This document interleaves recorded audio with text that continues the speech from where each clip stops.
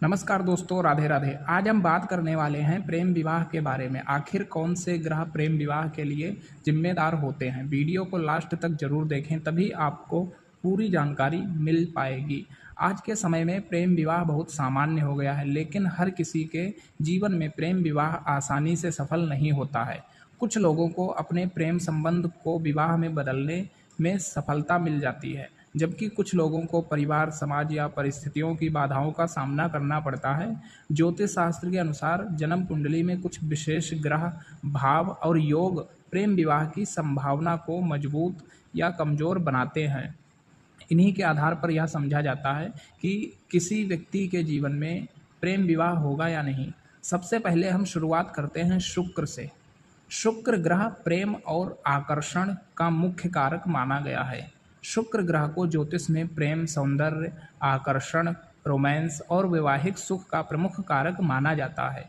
यदि जन्म कुंडली में शुक्र ग्रह मजबूत हो और शुभ ग्रहों से दृष्ट या युति हो तो प्रेम विवाह की संभावना बढ़ जाती है। मजबूत शुक्र व्यक्ति को आकर्षक, रोमांटिक और रिश्तों के प्रति संवेदनशील बनाता है। यदि शुक्र पंचम भाव में, सप्तम भाव यानी कि विवाह का, पंचम भाव जो होता है वो हमारा प्रेम का होता है और सप्तम भाव जो होता है विवाह का होता है, विवाह भाव में स्थित हो तो प्रेम विवाह के योग प्रबल हो जाते हैं। लेकिन यदि शुक्र पर राहु या मंगल का प्रभाव हो तो प्रेम संबंधों में उतार चढ़ाव, गलतफहमी या संघर्ष देखने को मिल सकता है।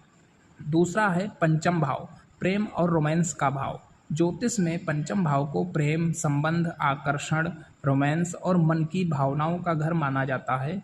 यदि पंचम भाव में शुक्र, चंद्रमा या बुध जैसे शुभ ग्रह विराजमान हो तो व्यक्ति के प्रेम संबंध सफल होने की संभावना बढ़ती है। पंचम भाव के स्वामी का सप्तम भाव से संबंध होने पर प्रेम विवाह के योग बनते हैं। लेकिन संबंध बनेगा कैसे? जैसे पंचम भाव का स्वामी सप्तम भाव में हो और सप्तम भाव का स्वामी पंचम भाव में विराजमान हो, या फिर पंचम भाव का स्वामी और सप्तम भाव का स्वामी एक साथ विराजमान हो।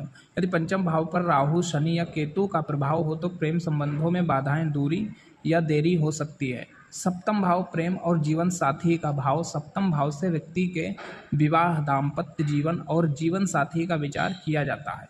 यदि सप्तम भाव में शुक्र, चंद्रमा, बुध या गुरु जैसे शुभ ग्रह स्थित हों तो प्रेम विवाह के योग मजबूत होते हैं।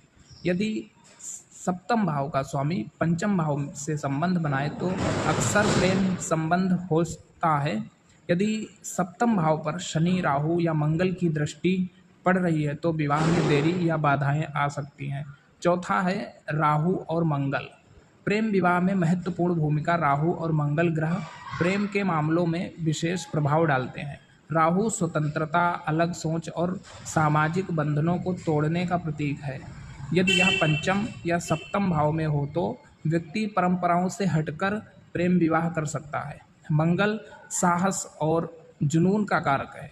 यदि मंगल का प्रभाव पंचम या सप्तम भाव पर हो तो व्यक्ति प्रेम में बहुत सक्रिय और भावुक होता है, लेकिन कभी कभी जल्दबाजी में निर्णय ले सकता है। राहु और मंगल का संयोजन अक्सर परिवार के विरोध के बावजूद प्रेम विवाह के योग बना सकता है। पांचवा ग्रह है हमारा बुध। समझदारी और संवाद का कारक माना जाता है बुध ग्रह व्यक्ति की बुद्धि, संवाद क्षमता और समझदारी को दर्शाता है। यदि बुध पंचम भाव में स्थित हो तो व्यक्ति अपने रिश्तों को समझदारी और बातचीत से संभालने में सक्षम होता है। सप्तम भाव में बुध का शुभ प्रभाव प्रेम विवाह को सफल बनाने में मदद करता है। बुध के मजबूत होने से रिश्तों में संवाद अच्छा रहता है, जिससे गलत फहमियाँ कम होती हैं।